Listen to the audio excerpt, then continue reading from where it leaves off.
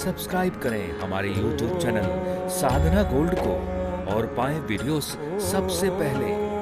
Bell icon दबाना ना भूलें। आप अपने प्रवचनों में लोगों को राह दिखाते हैं कि अंग दान जरूर करने चाहिए। आपने कहा पुनर्जन्म होता है, तो जन्म किसका होता है? अभी हम इस शरीर में हैं, एक क्षण आया, मुझ आत्मा ने शरीर छोड़ा, शरीर पीछे रह जाएगा, तो पुनर्जन्म किसका होगा? आत्मा इस शरीर से निकलेगी, गर्भ में प्रवेश करेगी। जब आत्मा इस शरीर से निकली, दूसरे गर्भ में प्रवेश किया, आत्मा अपने साथ क्या लेकर गई? संस्कार लेकर गई और अपने किए हुए कर्म लेकर गई। पीछे क्या छोड़कर गई? अपना सारा कुछ जो था वो पीछे छोड़ के गई। तो जैसे हम अपनी ड्रेस पीछे छोड़कर जाते हैं, वैसे हम अपना शरीर भी पीछे छोड़कर जाते हैं। उस शरीर का एक दिन के अंदर अंदर अंतिम संस्कार कर दिया जाएगा। अगर वो शरीर से किसी को जीवन दान मिलता है, किसी को नेत्र मिलते हैं, किसी को लिवर मिलता है, किसी को किडनी मिलता है, उस एक को नहीं मिलता, उसका सुख कितनों को मिलता है? उस पूरे परिवार को मिलता है।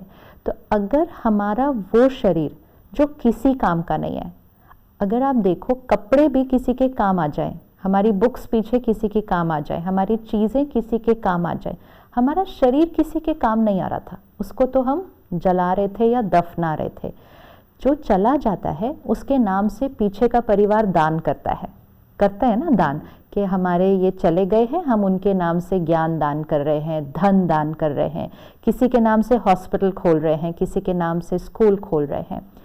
क्या इसका भाव क्या कि जो चले गए उनके नाम से अगर सेवा होगी तो वो दुआएं किसको मिलेंगी?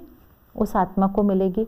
वो आत्मा आगे जिस यात्रा पर गई है, ये दुआएं उसके साथ जाएंगी और उसके आगे के जीवन को भी बहुत निर्विघ्न बनाएंगी।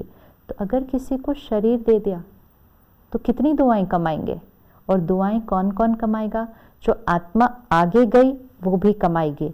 लेकिन जिस परिवार ने निर्णय लिया, क्योंकि ये उस क्षण निर्णय लेने का होता है, तो जो परिवार निर्णय लेता है कि हम इस शरीर से औरों को जीवन दान देंगे, तो आप सिर्फ सोचो कि कितनी दुआएं कमाएंगे। हमें पॉज करके रुक के चेक करना है कि इसमें क्या भंग हो रहा है।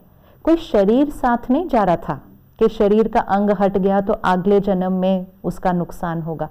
आत्मा जा रही है, आत्मा को खंडित होकर नहीं जाना चाहिए। उसका ध्यान तो हमें सारे जीवन में रखना चाहिए कि मैं आत्मा किसी को दुख न दूं, किसी के साथ गलत न करूं, कोई ऐसा कर्म न करूं कि जब मैं आत्मा आगे जाऊं तो मेरे साथ ये किए हुए गलत कर्म और मेरे संस्कार वो मेरे साथ जाएंगे।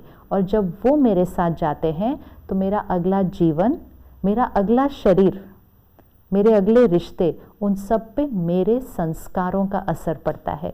तो जो हमारे संस्कार हैं वो संपूर्ण होने चाहिए।